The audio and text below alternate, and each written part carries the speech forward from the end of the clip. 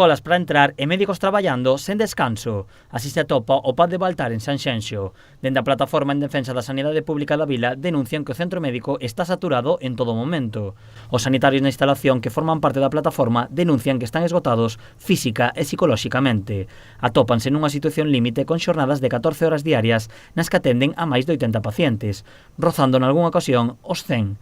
O Paz de Baltar, ao igual que o resto de centros sanitarios, leva 14 meses loitando contra a COVID-19 e a situación lonxe de mellorar atópase nun dos seus peores momentos. Sanxenxo rexistra a cifra de casos máis alta do Salnés, con 249 positivos. Mentres o centro médico conta cada vez con menos persoal sanitario. Segundo sinalan, na actualidade hai 4 prazas médicas sen cubrir e 2 de enfermería. Ademais, contan con tan só 2 auxiliares de enfermería, que atenden 16 consultas, as urxencias e a asistencia nas salas de extradición, unha cantidade de traballo que dende a plataforma cualifican de barbaridade.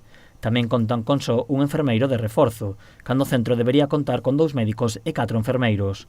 O persoal é insuficiente para atender as necesidades dos usuarios, máis nun momento no que a poboación de Sanxenxo multiplícase por 8. A saturación non é a única protesta que fan os médicos. Os sanitarios denuncian tamén unha situación aínda máis preocupante. Aseguran que atopan pola rúa a xente a que positivaron por COVID, causa que consideran, ademais de perigosa, unha falta de respeto cara á enfermidade e o seu traballo. Advirten que a xente que non cumpre as normas non xogan só coas súas vidas, senón cos de todas as persoas que poidan contaxiarse. Os médicos tamén se senten abandonados pola clase política, especialmente pola Xunta e o Concello. Consideran que hai medidas que se están tomando que non axudan a frear os contaxios, normas como a retirada da máscara ou a fin do toque de queda. Tampouco entenden os criterios do Comité Clínico, que ten unhas vilas cunhas restriccións diferentes a Sanxenxo, cando o municipio sanxenxino é o que se atopa en peor situación.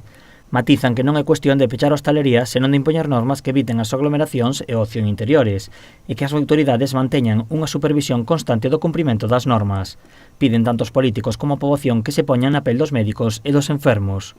Nas vindeiras datas realizarase na vila un cribado entre a poboación de 16 a 29 anos.